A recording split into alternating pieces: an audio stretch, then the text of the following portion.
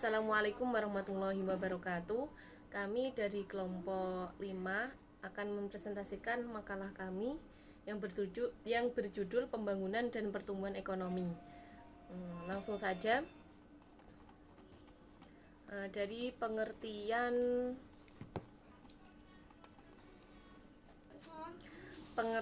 pembangunan ekonomi.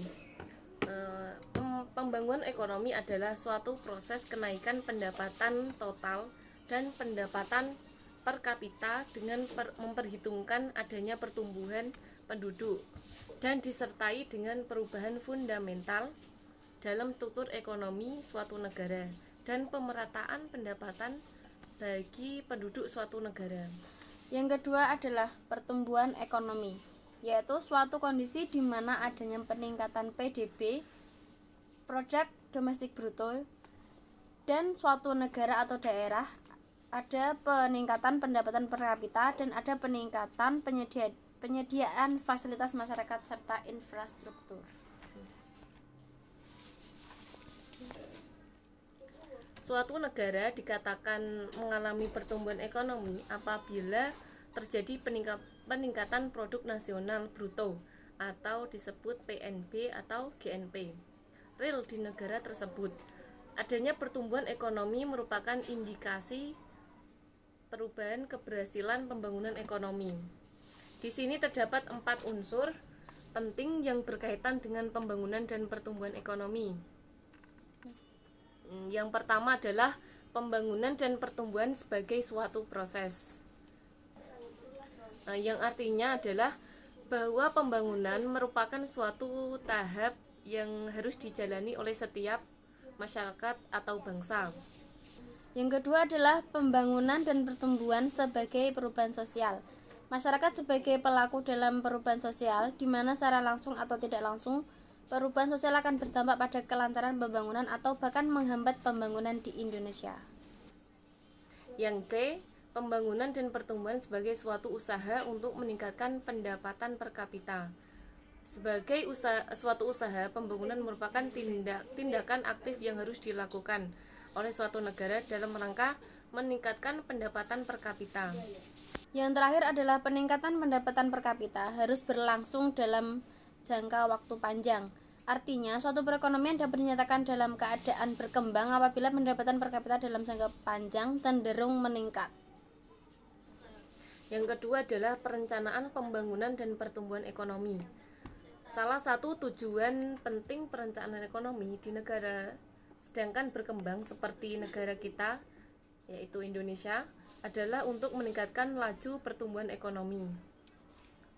Untuk meningkatkan pertumbuhan ekonomi tersebut, berarti perlu juga meningkatkan laju pembentukan modal dengan cara meningkatkan tingkat pendapatan, tabungan, dan juga investasi. Berikut ada kriteria pengukuran keberhasilan pembangunan dan pertumbuhan ekonomi. Yang pertama adalah pendapatan nasional, yang kedua pendapatan per kapita, yang ketiga distribusi pendapatan, yang keempat peranan sektor industri dan jasa, yang kelima kesempatan kerja, kemudian stabilitas ekonomi, yang berikutnya neraca pembayaran luar negeri. Yang keempat adalah faktor-faktor yang mempengaruhi pembangunan dan pertumbuhan ekonomi. Apa aja sih faktor-faktor tersebut? Faktor-faktor tersebut dapat dikelompokkan menjadi 2, yaitu faktor ekonomi dan faktor non-ekonomi. Yang dimaksud dengan faktor ekonomi yaitu faktor yang mempengaruhi pertumbuhan dan pembangunan ekonomi.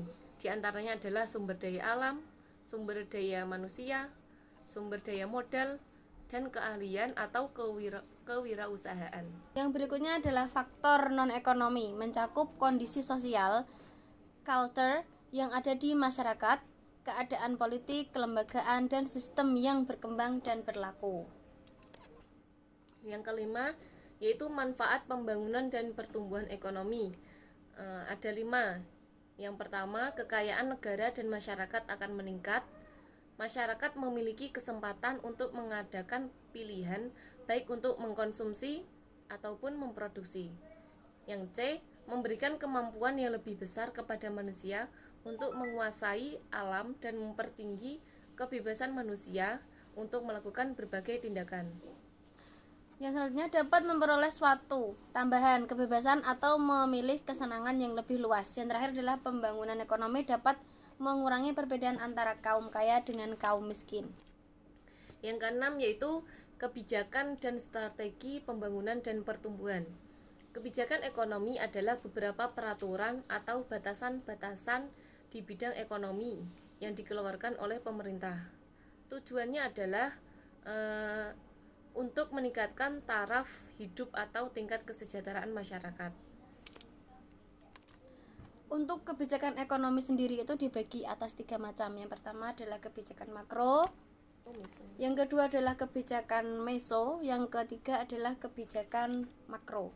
Yang pertama yang dimaksud dengan kebijakan mikro adalah suatu kebijakan pemerintah yang ditunjukkan pada semua perusahaan tanpa melihat jenis kegiatan yang dilakukan oleh suatu di sektor mana dan di wilayah mana perusahaan yang bersangkutan beroperasi. Yang selanjutnya adalah kebijakan meso.